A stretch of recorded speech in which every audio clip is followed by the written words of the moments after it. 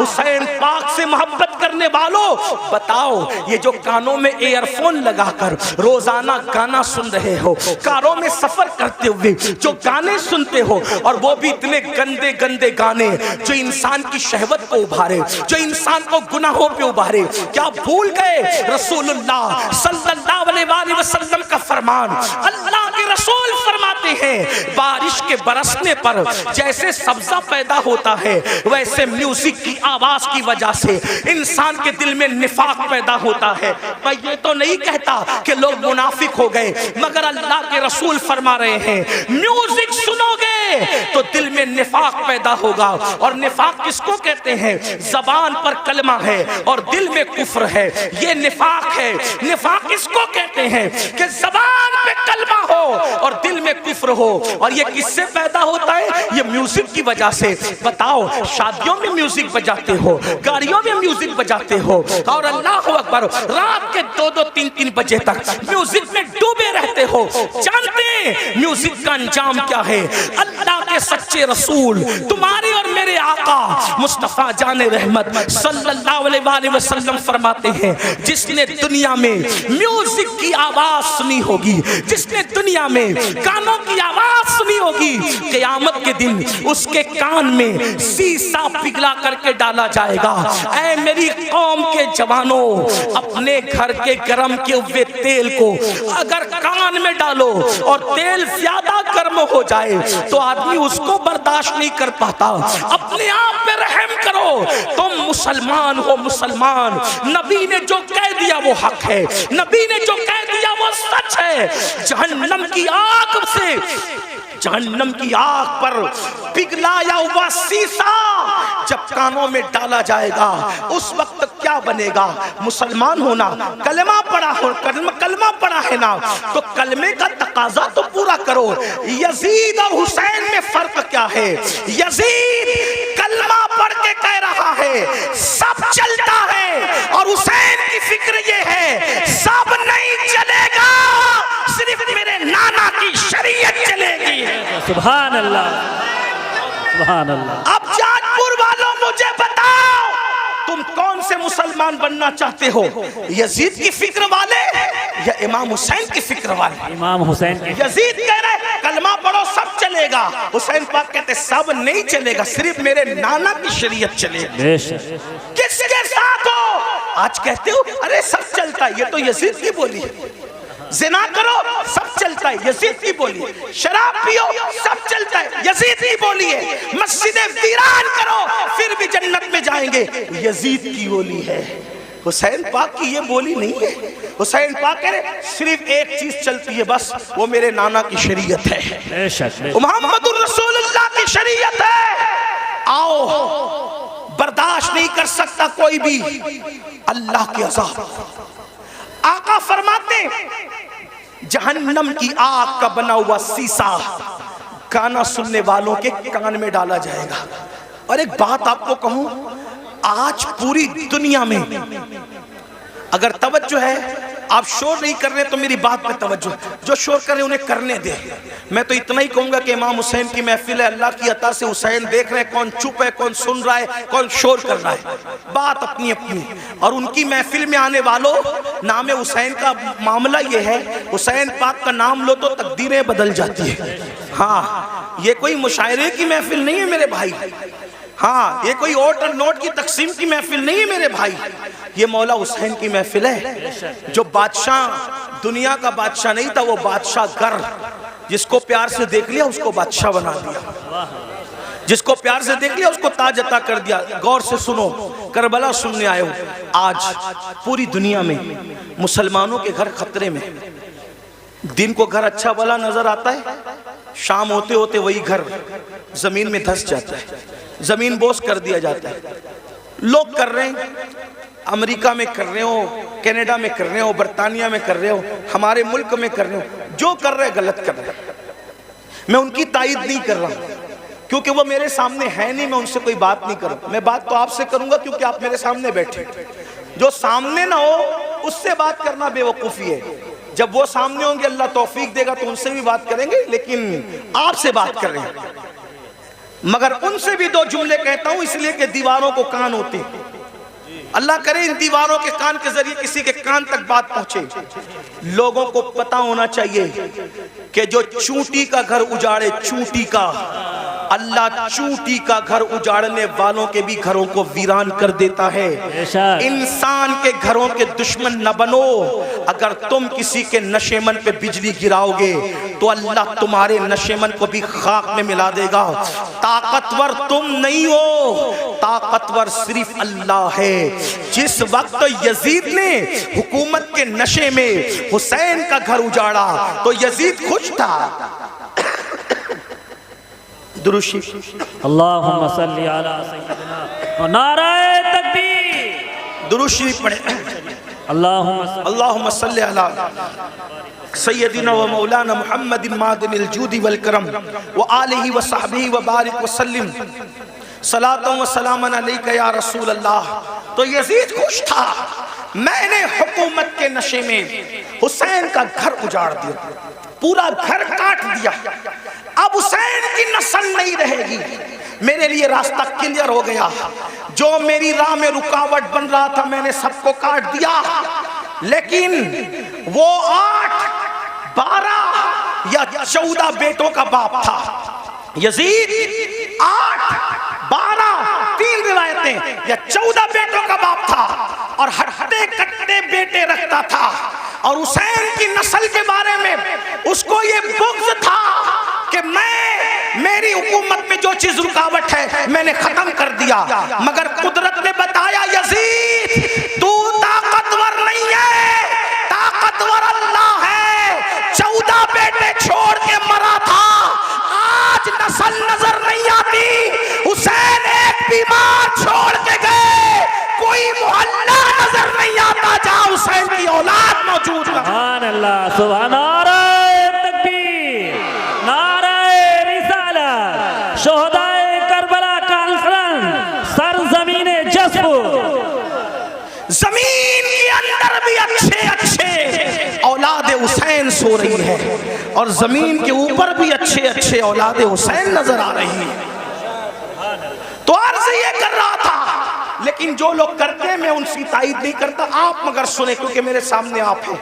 आपके घर खतरे में, दिन में घर ऊंचा दिखता है, नीचे बाद में खत्म हो जाता है। वजह उसकी हदीस सुनो।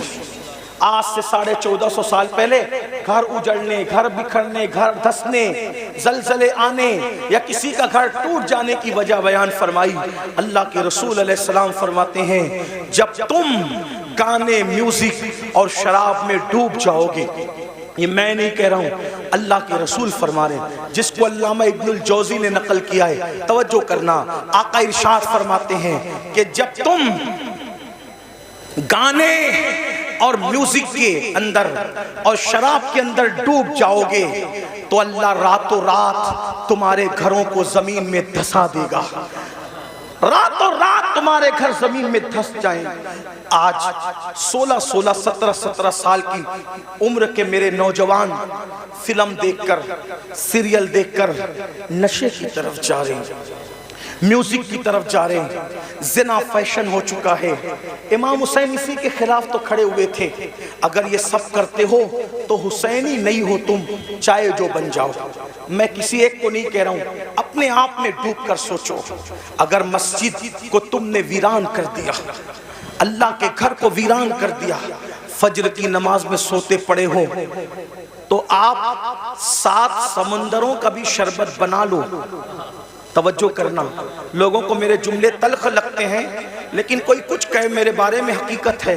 7 समुंदरों का शरबत बना लो, इमाम हुसैन के नाम पे बांट दो। लेकिन अगर तुम दीन मिटाओगे और शरबत बनाओगे तो इमाम हुसैन उस शरबत को कबूल नहीं करेंगे, बल्कि उस शरबत को तुम्हारे मुंह पे मार दिया जाएगा।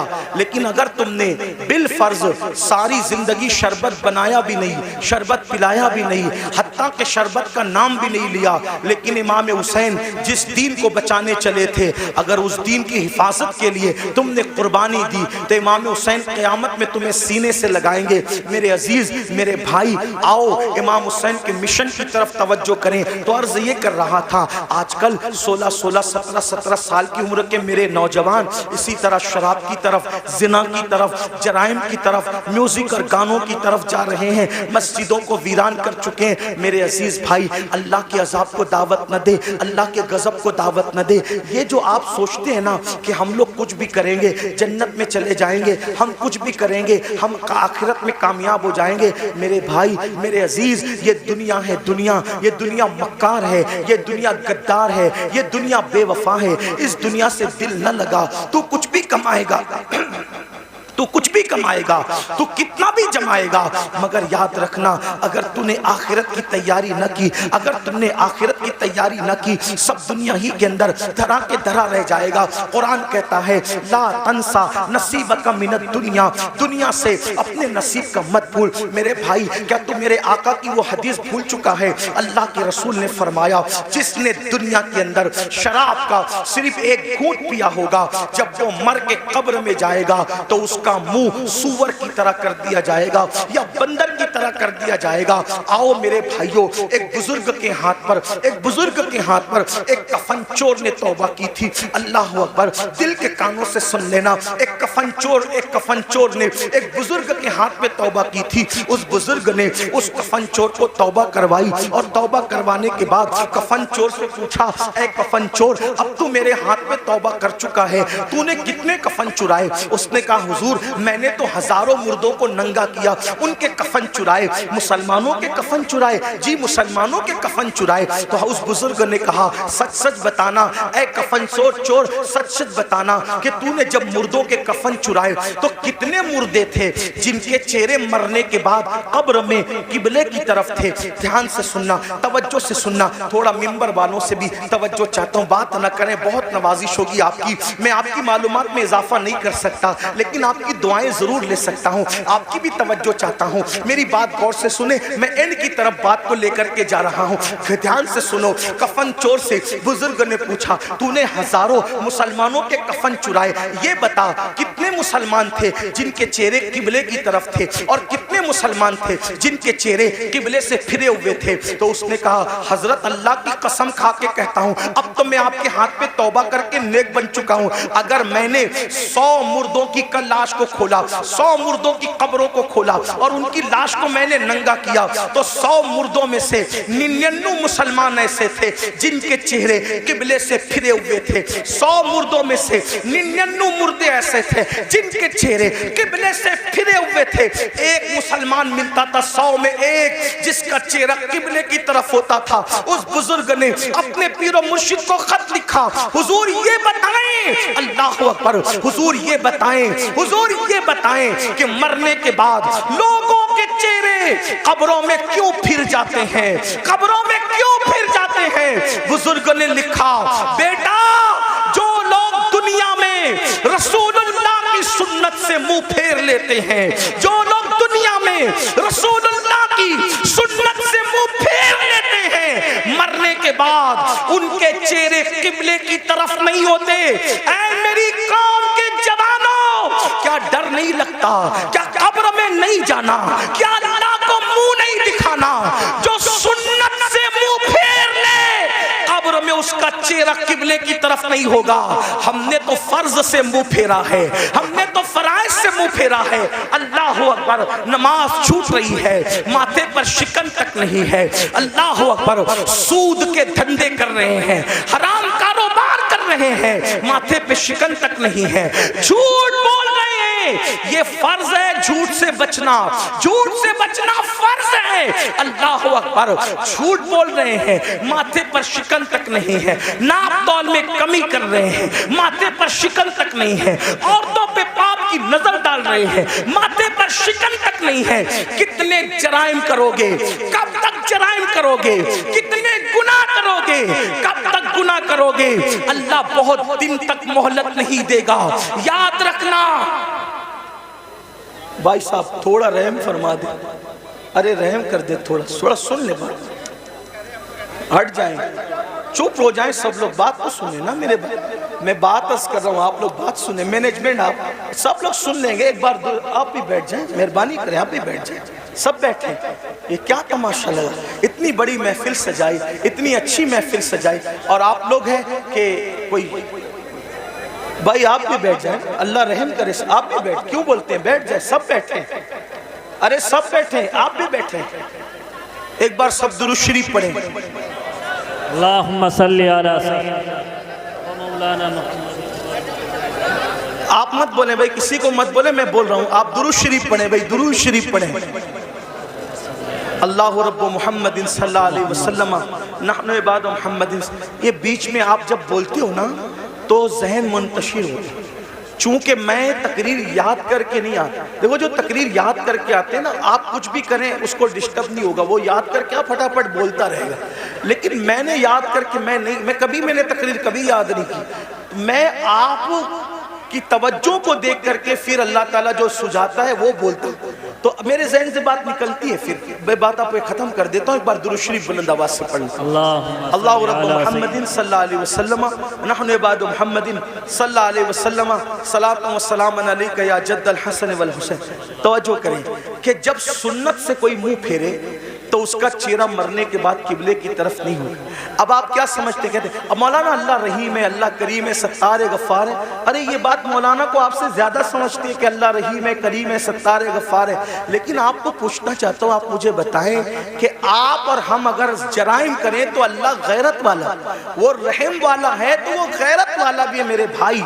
उसकी गैरत की तरफ तवज्जो क्यों नहीं करते? सिर्फ सुन्नत छोड़ने पर जब वो मुंह किबले की तरफ रखना गवारा न करे तो वो जन्नत के अंदर कैसे दाखिल करेगा? उसकी खुफिया तदबीर से डरो कि दुनिया में पहली और आखिरी बार आए हो। मुशरिकीन को देखकर, मुनकरीन इस्लाम को देखकर उनकी तरह नंगा नाच न करो, उनकी तरह जुल्म न करो, उनकी तरह न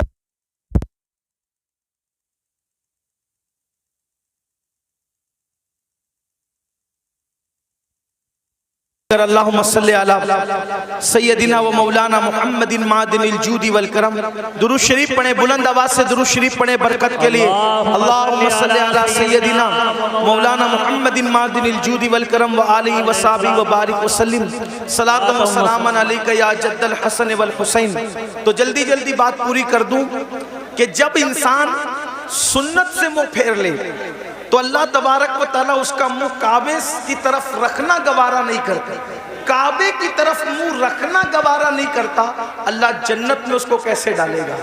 ये दुनिया है, इस दुनिया में आदमी जितने चाहे जराइम कर ले, और फिर अल्लाह अकबर, जो गुनाहे कबीरा है, गुनाहे कबीरा, उसमें खास तौर पर हराम लुक्मे का खाना और उसी के साथ नशा करना, शराब पीना। आज नशा मुस्लिम सोसाइटी के अंदर सोची समझी साजिश के तहत प्रमोट किया जा रहा है। कौन लोग प्रमोट कर रहे हैं हमें नहीं पता। इंशाअल्लाह हमारे मुल्क की जो इदारे हैं, जासूस इदारे, वो उसकी तहकीक करेंगे।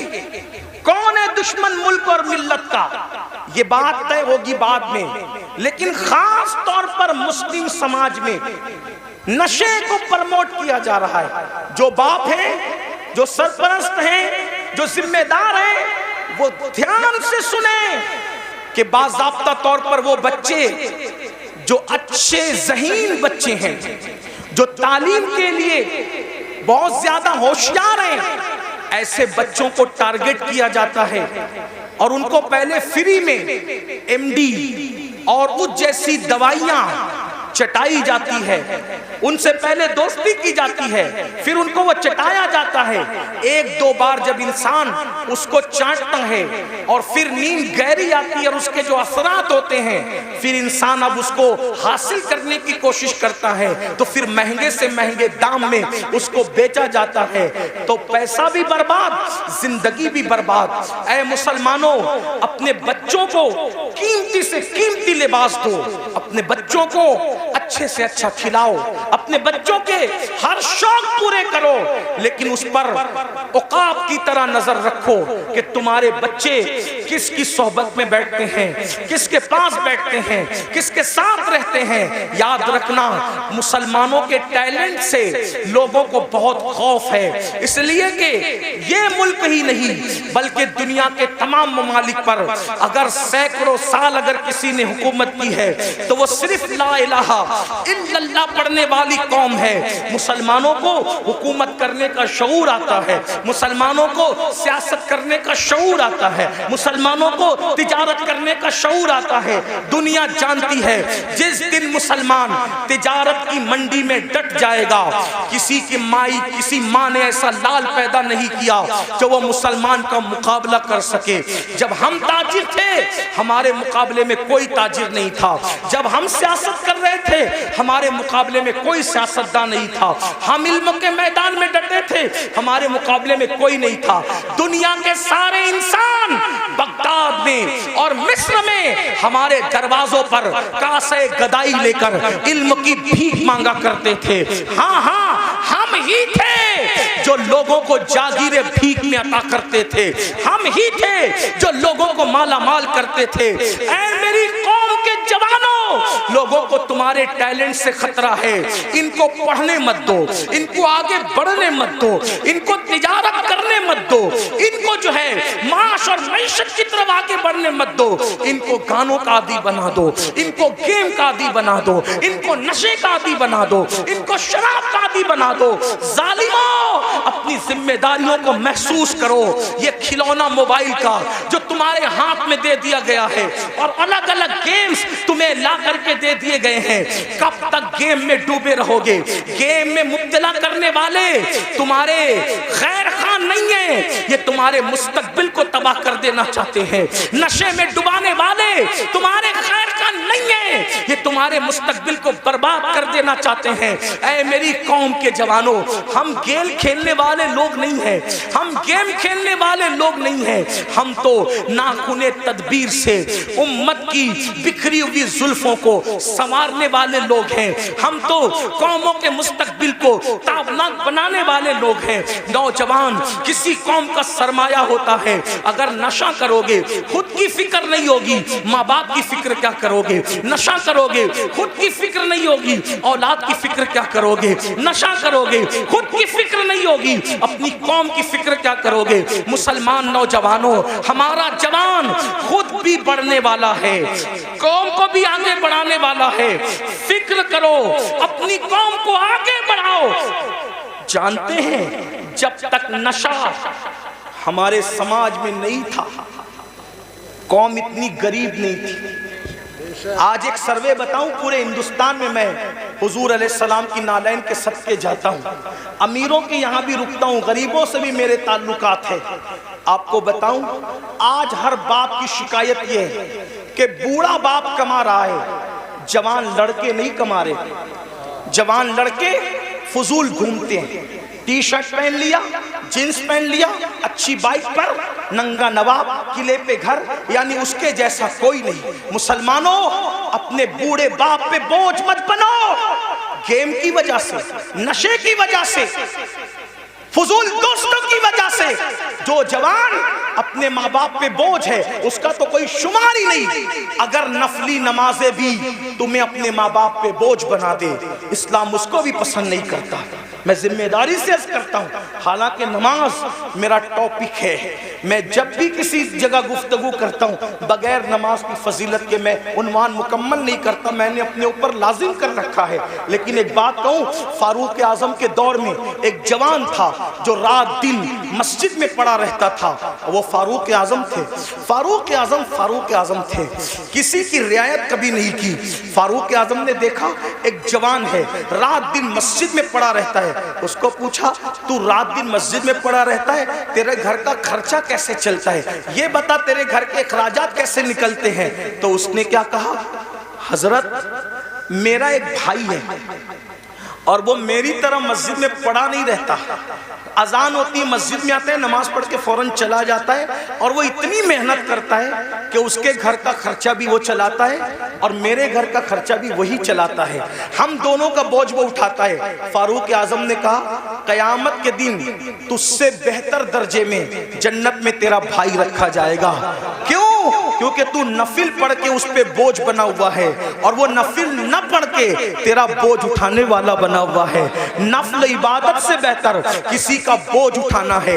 आप ये बात समझें मुसलमानों, मेरी कौम के जवानों, मेरी कौम के जवानों, हमारे प्यारे मुल्क भारत में 60% से ज्यादा जवान है। जवान यानी पूरी दुनिया में अगर सबसे ज्यादा जवान किसी मुल्क में मौजूद है वो हमारे हिंदुस्तान में है।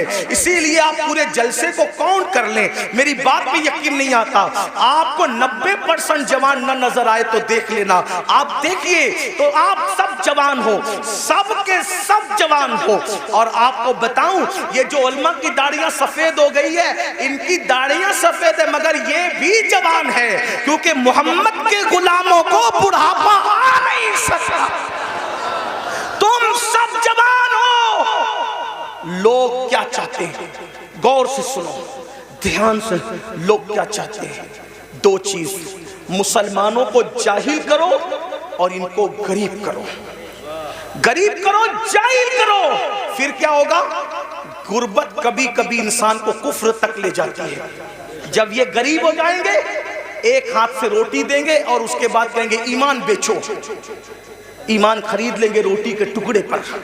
अब बिलाल जैसा इनमें थोड़ी मौजूद है जो पिट कर भी दीन पे कायम रहे। जो कौम गाने की दहलीज पर ईमान का सौदा कर सकती है, वो कौम क्या रोटी के टुकड़े पे ईमान का सौदा न करेगी? इसलिए मुसलमानों को गरीब बनाना चाहते हैं। और दूसरी चीज, जाहिल बना दो, अनपढ़ बना दो, इनको पढ़ने मत दो। आप देख लें, आज हमारे बच्चे 10वीं से आगे नहीं बढ़ पा रहे, 9वीं से आगे नहीं बढ़ पा रहे।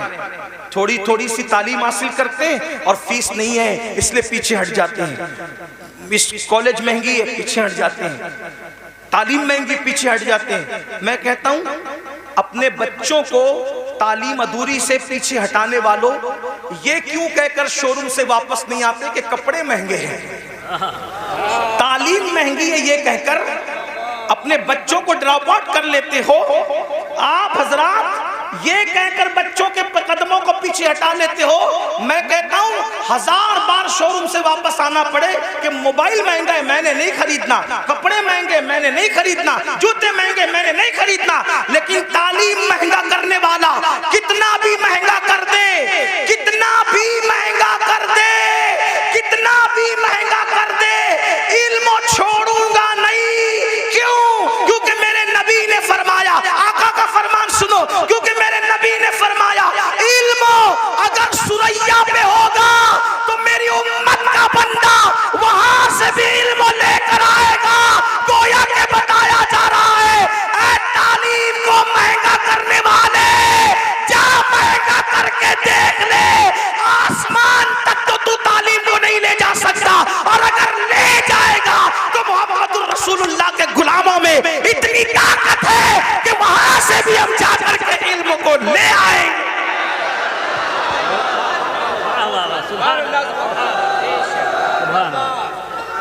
रसूल अल्लाह, मालदार बनो और एजुकेशन पे मेहनत करो।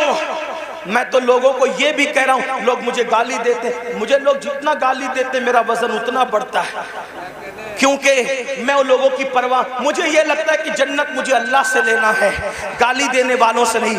मैं लोगों को ये भी कहता हूँ, बड़े गुंबद और बड़े मीनार बनाने की बजाय बड़े इंसान बनाओ, क्योंकि कोई गुंबद अपने जैसा गुंबद नहीं बना सकता, कोई मीनार अपने जैसा मीनार नहीं बना सकता। लेकिन अगर एक अच्छा इंसान बना दोगे तो एक अच्छा इंसान अपने जैसे सैकड़ों अच्छे इंसान बना देगा। यही तो बात थी ना, रसूलुल्लाह ने हुसैन को अच्छा बनाया था। एक हुसैन ने दुनिया में करोड़ों हुसैनी पैदा कर दिए।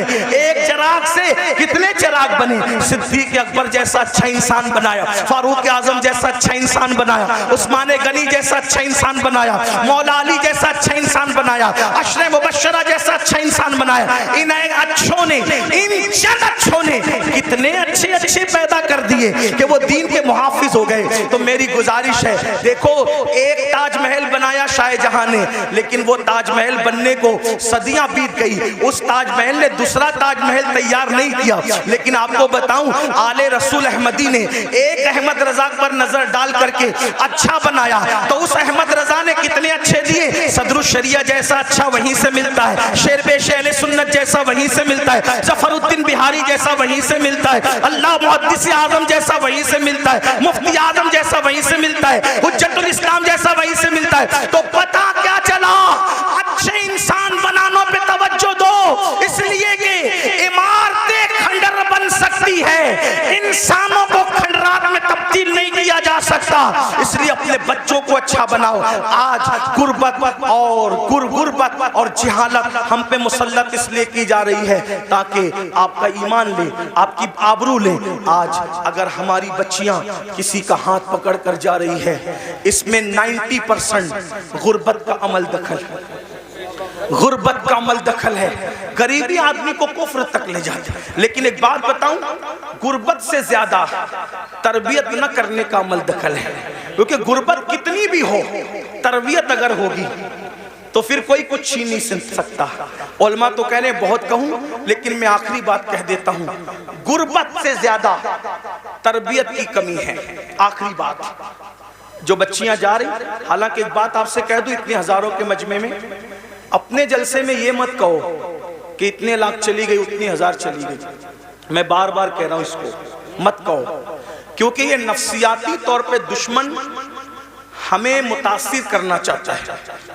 कोई जरूरत नहीं हमें कहने की इतनी लाख, हमारे पास सबूत क्या है, इतनी लाख गई, उतनी लाख गई। तो कहते हैं मीडिया ने कहा, हम कहते हैं मीडिया अगर कह दे कि चांद दिखा तो हम मीडिया का चांद नहीं मानते। जिसके कहने पे चांद का आना नहीं मानते, उसके कहने पे बेटियों का जाना कैसे मान सकते हैं? इसलिए नहीं मानने का, नफ्सियाती तौर पे मुतासिर नहीं होने का। गई हैं, इनकार नहीं, चंद गई हैं, उंगलियों पे गिन लो कौन गई है जिनकी तरबियत नहीं हुई, वरना जिनकी तरबियत हुई है वो आज भी गुर्बत के बावजूद चक्की पीस रही है, चरखा चला रही है, बर्तन धो रही है दूसरों के यहाँ जाके, मगर उसकी गैरत का कोई सौदा नहीं कर पा रहा है। हाँ, दामन तवक्कुल की ये शान होती है, पेवन तो लगे होते, गुनाह के धब्बे नहीं होते। हाँ, हमारी कौम की बेटियों के दामन पर पेवन तो हैं, लेकिन गुनाह के धब्बे नहीं है। आज भी हमारी कौम की बेटियां इतनी पारसा और बागैरत है। मैं तो लोगों को कहता हूं, जितनी हमारी बेटियां पारसा है, आज उतनी किसी की माँ में भी पारसाई नहीं है। हमारी बेटियों की तरह औरों में पारसाई नहीं है, लेकिन तरबियत का फुकदान है। जो बाप अपनी बेटी को बाजू में बिठा करके ज़िना का सीरियल देखे, जो बाप अपनी बेटी को बाजू में बिठाकर ज़िना का सीरियल देखे, उसकी बेटी भागेगी नहीं तो क्या होगा। जो भाई अपनी बहन के साथ गेम खेले, उसकी बहन और का हाथ ना पकड़ेगी तो क्या होगा। तरबियत करो। कैसी तरबियत? सीरियल दिखाकर नहीं, फिल्में दिखाकर नहीं। अगर तरबियत करना है, ऐसे करो जैसे सैयदा फातिमतुज़ ज़हरा की गई, जैसे खदीजतुल कुबरा ने जिंदगी गुजारी, जैसे अम्मा आयशा ने जिंदगी गुजारी, जैसे इमाम हुसैन ने अपने घर वालों की तरबियत की। उस पर एक आखिरी बात सुनने सबकी तवज्जो चाहता हूँ, खास तौर पे बहनों की। तरबियत हो, गुर्बत कुछ नहीं बिगाड़ती। तरबियत हो, गुर्बत कुछ नहीं बिगाड़ती। आइए, उससे बड़ी गुर्बत किसकी होगी जो करबला में अहलुल बैत को थी, नबी के खानदान को थी। अल्लाह अकबर। आइए, उस गुर्बत की हल्की सी अक्कासी करता हूँ। उस गुर्बत को देखना है, उस शामे गरीबा को देखो। अल्लाह अकबर। आए थे तो खैमे के अंदर नौजवानों की कसरत थी, खैमे गजगजा रहे थे नौजवानों से। अल्लाह अकबर। लेकिन जब जा रही है सैयदा ज़ैनब पाक, करबला आई थी तो दर्जनों जवान थे घर में, और खैमे गजगजा रहे थे कड़ियल जवानों की जवानी से।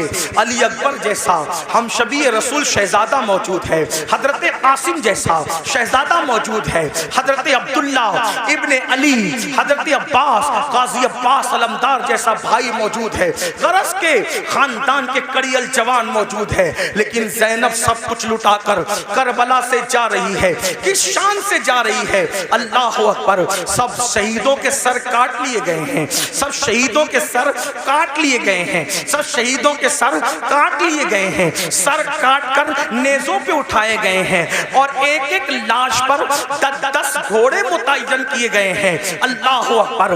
वो सीना जिसको रसूलुल्लाह हाथ मलमल के सूंगा करते थे, वो सीना जिसको अपने सीने से लगा करके हुजूर अपनी जबान चुसाया करते थे और कभी मौला हुसैन की जबान चूसते थे, आज अल्लाह अकबर उस सीने पर से कपड़ा हटा करके, बल्कि उस सीने पर रखे हुए कपड़े निकाल करके इमाम अली मकाम के जिस्म और शहीदों के जिस्म से कपड़े भी निकाल लिए गए और कपड़े निकाल करके एक एक लाश को 10 घोड़ों से कुचल दिया गया। घोड़ों से लाशें कुचली, लाशें कट पिट गई। अल्लाह अकबर।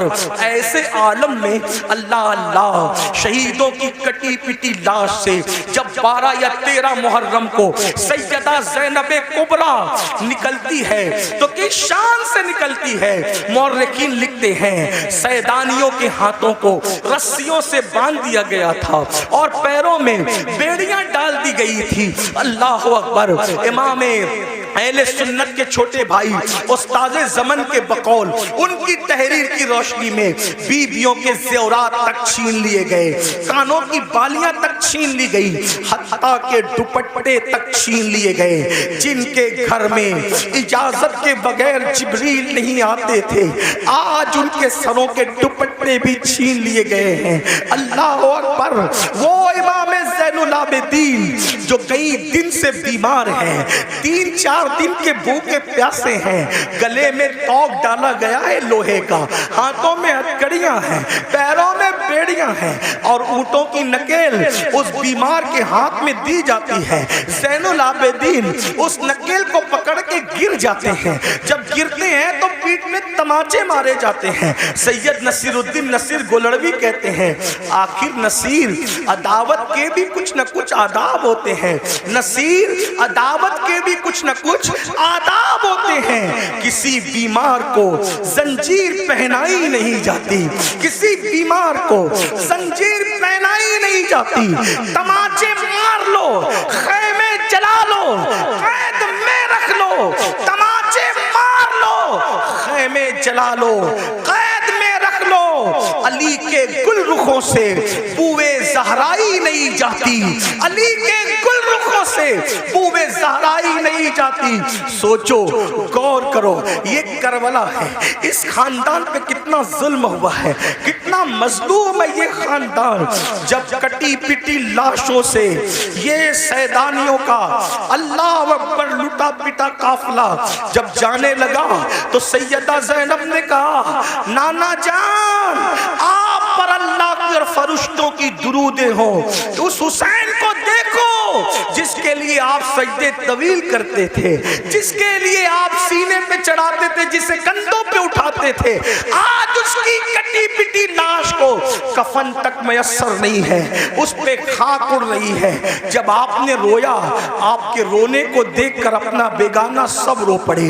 लेकिन कहना ये चाहता हूँ, ये लुटा पिटा काफिला जब कूफा गया तो एक तारीखी रिवायत के मुताबिक, तारीखी रिवायत बहुत सारी है, एक तारीखी रिवायत के मुताबिक लुटा पिटा काफिला जब कूफा में गया तो कूफा में ऐलान हो रहा था, कूफा वालों कुछ लुटेरे थे, कुछ डाकू थे, कुछ रास्ता मारने वाले थे, वो बगावत कर रहे थे, हमने उनके सर काट लिए और उनकी औरतों को हम कैदी बनाकर और बच्चों को कैदी बना के ला रहे हैं, उनका तमाशा देखो। यानी ये नहीं कहा गया आले रसूल को कैदी बना के ला रहे, क्या कहा झूठों ने, जालिमों ने, पलीदों ने कि हम डाकुओं को, लुटेरों को काट करके और उनके बीवी बच्चों को जो है वो कैदी बना के ला रहे हैं। अल्लाह अकबर, पूरा कूफा बाहर आ गया, दिल रखने जगह नहीं थी। उनकी औरतें छतों पे चढ़ गई। जब छत पे चढ़ी, कितने दिन हो गए? मेरी अपनी छोटी सी मालूमात के मुताबिक करबला वालों को भूख और प्यास से कम 6 दिन से ज्यादा हो गए थे। ज्यादा से ज्यादा 15 भी कर लें, 12 कर लें, जो आपको तहकीक करना हो करें। मैं कोई मुहक्किक नहीं, सिर्फ नसीहत की बात कर रहा हूँ। कम से कम 6 दिन हो गए थे भूखे प्यासे होने में। गुर्बत नहीं तरबियत, गुर्बत नहीं तरबियत, गुर्बत नहीं लुटा रही हमें, पहले तरबियत का न करना लुटा रहा है। जब ये काफिला जिसमें बीबियों की चादरें छीनी गई, बीबियों को रस्सी से बांध करके नंगी पीठ पर बिठाया गया और कहा गया कि बागियों की औलादों को और बीबियों को कैदी बना के ला रहे हैं, तो कोफा की औरतें छत पे चढ़ गई थी। सैयदा ज़ैनब ने कहा, ऐ नबी की बेटियों, ऐ नबी की बहुओं, ऐ नबी की नवासियों, तुम दुपट्टे से अपना मुंह ढकती थी, अब तुम्हारे पास दुपट्टे नहीं है तो अल्लाह ने तुम्हें बड़े बाल इसलिए दिया है कि अपने बड़े बालों को अपने मुंह पे डाल लो और अपने बड़े बालों से पर्दा करो। मेरी बहनें अगर मौजूद है, ऐ इमाम हुसैन के नाम पर सब कुछ लुटाने वाली मेरी बहन, वहां दुपट्टे नहीं है तो चेहरे के बालों से मुंह ढका जा रहा है। तेरे पास तो हजारों का दुपट्टा है, फिर भी तू मुंह खोल करके वलीमा में जाती है। इमाम हुसैन की रूह पे क्या गुजरती होगी? फिर तू मुंह खोल करके बाजारों में घूमती है, हुसैन पाक के नाना के दिल पर क्या गुजरती होगी? नादान मेरी बहन, यजीदियों के तीर इमाम हुसैन के जिस्म को छलनी करते थे और तुम्हारी बदअमालियां इमाम हुसैन के सीने को छलनी करती है, इमाम हुसैन के दिल को छलनी करती है। यजीदी ना बनो, सच्चे हुसैनी बनो। बहरहाल चेहरे पे बाल डाल लिए गए। कूफा की औरतें ने जब देखा, औरतों ने, छोटे छोटे बच्चे हैं, छोटे छोटे बच्चे हैं, औरतें हैं, तो उन्होंने रोटियां और खजूरें फेंकना शुरू की। सदका सदका सदका। आपसे पूछता हूं, गौर करना घर जाके, गर्मी मई के महीने में अगर 16-15 घंटे का रोजा हो जाए ना, तो आदमी तस्बीह पढ़ता है लेकिन तस्बीह पे दिल नहीं लगता, दिल पूरा शरबत और पानी पे लगा रहता है। और सच्ची बात यह है, जब अजान होती है तो आदमी ये भी नहीं देखता मेरी अम्मी ने रोजा खोला कि नहीं, मेरे अब्बा ने खोला कि नहीं, बीवी ने खोला कि नहीं, बच्चे ने पानी पिया कि नहीं, सीधा गिलास पे हाथ डालता और पहले शरबत और पानी पीता है। 16 घंटे की भूख और प्यास सबको भुला देती है। ये हुसैन पाक के घर की तरबियत थी।